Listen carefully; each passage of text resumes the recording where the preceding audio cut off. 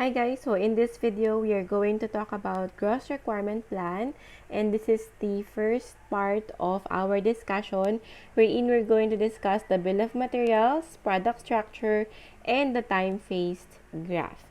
For our example, product A is to be assembled using item B. Item B needs 2 units each of item C and D. Item D needs item C and 3 units of E. Now, for the first question is we are going to draw the product structure of the bill of materials. So, let's copy the question. And then from here, we are going to create the product structure based on the description. So, ang sabi, we have product A and it will need an item of B. So, meron siyang item B. And then, item B needs 2 units each of item C and D. So, we have 2 units each of C and D. So, we have 2C and 2D. Si D, on the other hand, needs item C and 3 units of E. So, again, we have a unit of C and 3 units of E. Now, take note that this is just a draft of our product structure. Now, the main rule in creating the product structure is that same items should be at the same level. So, looking at our structure, we have C under B and C under D. So, if you're going to rewrite the product structure, so dapat magka-level daw si item C. So, rewriting, so this will become si item A, which will be needing item B. And then, si item B still needs item of D. So, yung C, later ko na siya isusulat. So, si D will be needing an item from C and 3 units of E. So, dito natin gagawin yung item C from B. So, dapat kasi katapat niya or ka-level niya yung C na manggagaling kay item D. So, kaya yung 2C na andun na siya sa pinaka-ilalim. So, nag-extend lang yung line from B. And then, for the low-level codes, so if you are asked to write the low-level coding, so we have 0, 1, 2, and 3. So, si ating item A is level 0, si item B is level 1, item D is level 2, and items C and E is level 3. So, this is the final answer for the product structure with low-level codes. Okay? Now, for number 2, we want to determine the net requirements of each item given the following information.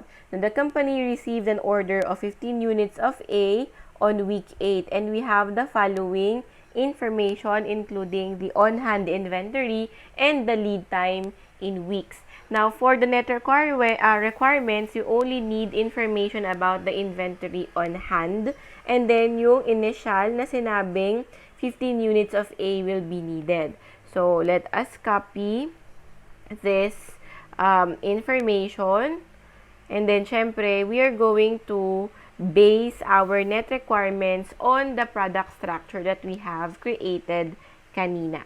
So, for our item, so yung ating mga net requirements, so we will start with the first level, which is level 0, and that is item A.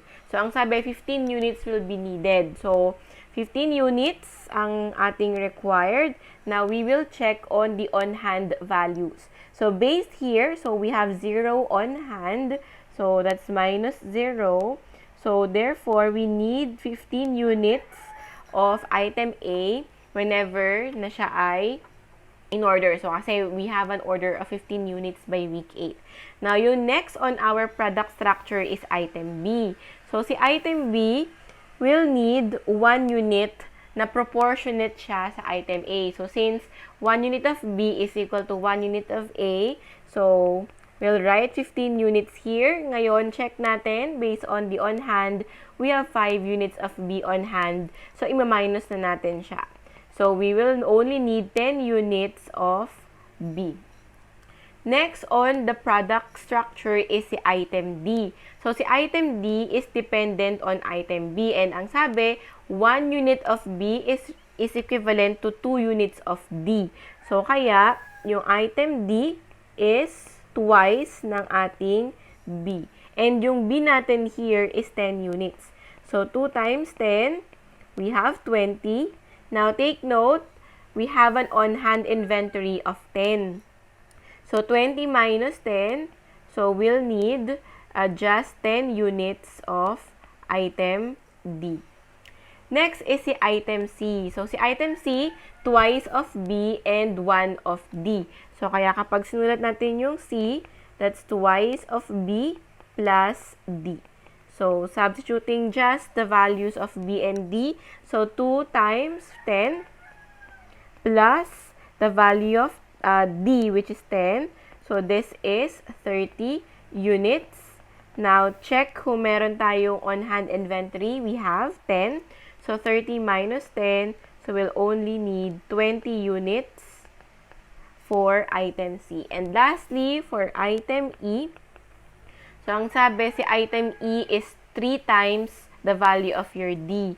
So, 3D yung value. And this is 3 times 10. So, this is 30. And we have on hand of 5 minus 5. So, we will need a value of 25 units for item E. So, highlight natin yung final answers. 15 yung required for item A, 10 for item B, 10 for item D, 20 for item C, and 25 units for item E. Okay? So, that's our net requirements. Yung next naman is the time-phased graph. So, si time-phased graph, this will give us an idea kung kailan magsa-start yung production process. Okay? Yung operations. Kailan ba siya dapat mag-start in order for us to deliver the requirements of your customer. Now, in our information here, we have a demand of 15 units by week 8. So, we have to make sure that we are able to deliver the requirements of the customer by week 8. So, again, we're just going to need the value of your items and the respective lead time. So, nakopya natin siya kanina. So, paste lang natin dito. So, for our time phase graph, so gagawa tayo ng timeline. So, in here, we have your values. So, we have 8 weeks na siya ay tatakbo yung production. Okay? So, we have period 8, 7, 6, 5, 4, 3, 2, and 1. Okay? So, ang sabi, si item A will be required at week 8. So, ito yung week 8. So, start yan ng or ito yung pinaka-target date natin. Now, ang sabi, ang lead time daw in order for us to assemble or to produce item A is 1 week. So, dapat mag-start na yung production natin ng week 7. So, para ma-meet natin yung ating demand by week 8. Okay? So, again, ang sabi, ang item B is needed para kay item A. So, kaya, si item B nandito. So, dapat ready na siya by week 7. And ang sabi, ang item B will need 3 weeks to finish. So, bibilang tayo ng 3 weeks. So, we have week 6, 1, 2, and 3. So, asan ang ating pang third? So, dun sa week 4. So, kaya from week 4, ayan. So, yan yung duration ng B production. So, yung assembly or yung production of your item B will require 3 weeks to finish. Okay? So, next. So, syempre, yung B natin. So, meron tayong item C and item D. Okay? So, si item C, nandito siya. And then, si item D, nandun. So, ang sabi, si item C is 1 week lang ang lead time. So, yung 1 week lead time, so, nandito tayo. Nasa week 3 na. So, connect lang natin. So, 1 week. Si D will require 2 weeks to finish. So, 1 and then 2. So, naandun yung ating time. So, 2 weeks ang kailangan for item D. And then, ang sabi, based on the product structure, sa item D will require C and E. So, babalikan natin na si C is only 1 week ang lead time. Okay? And then, si E din is also 1 week. So, dito, hindi naman necessarily kailangan magkatugma yung level coding. So, kasi ang tinitignan dito is yung scheduling.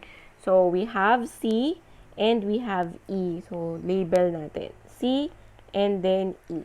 Now, anong implication yan or anong ibig sabihin yan? So, we have to really start on time ng week 1. So, ito yung timeline natin. So, dapat hindi tayo ma-delay. Week 1 pa lang, kailangan tumatakbo na yung production. Kasi pag na-delay tayo, let's say, week 2 ka nag-start, definitely, you will not meet your 8-week target. Okay? So, dapat start tayo on time ng week 1. Now, there may be chances na kapag ginawa nyo yung time-phased graph, lalagpas tayo sa 1. Okay? So, let's just assume na ang aking item E ay 2 weeks ang lead time. So, kapag naging 2 weeks yung lead time niya, so yung aking start ng assembly for item E will be a week prior to week 1. Now, ano bang label magiging tawag doon? Ngayon, tatanungin nyo, pwede ba yun? Week negative 1? Definitely not, kasi time yun, wala namang negative time. So, ang ibig sabihin lang nun, if your target ng week 1 is, let's say, January 23. So, let's say, week 1 in your timeline of production is January 3 or January 23. Kaso, based on your time phase graph, 1 week prior to January 23, dapat mag-start. So, yun lang yung ibig sabihin nun. So, for example, sa time phase graph, lumagpas ako sa week 1. So, ibig sabihin, I need to start production a week before yung naset nyo na start ng production date. If initially, you have set that your production date or process operation ay magsa-start ng January 23, you have to adjust a week prior to that. Ngayon, kung kunyari, ang naging time phase graph natin, nakita nyo na 2 weeks advance dapat nag-start.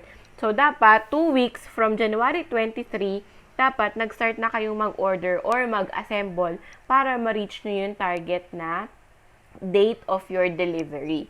Okay? So, yun lang ibig sabihin nun. So, ngayon, ano bang ibig sabihin ng dalawang C? Kasi kanina, pinagtapat natin yung low-level coding ng product structure.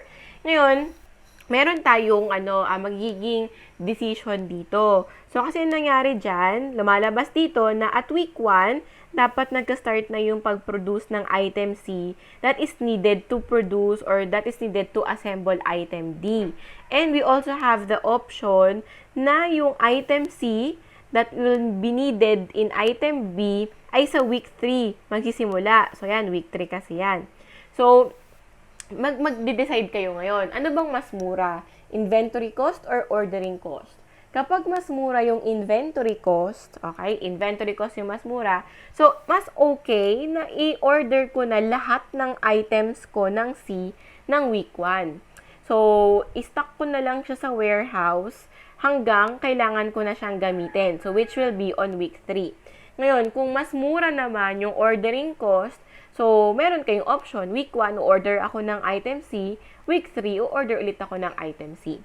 Okay? So, kaya doon kayo mag-iisip na ano ba mas mura, inventory or ordering cost. So, whichever will be the lesser cost, doon kayo mag-decide sa paggawa ng action ninyo. Okay? So, again, si time phase graph only gives you the idea as to when to start production given your target date. Okay? So, yun yung ating time phase graph and yung net requirements for your gross requirements plan. So, dun sa next video, we're going to create the gross requirement plan for each item. Okay? So, I'll see you on that next one. Bye!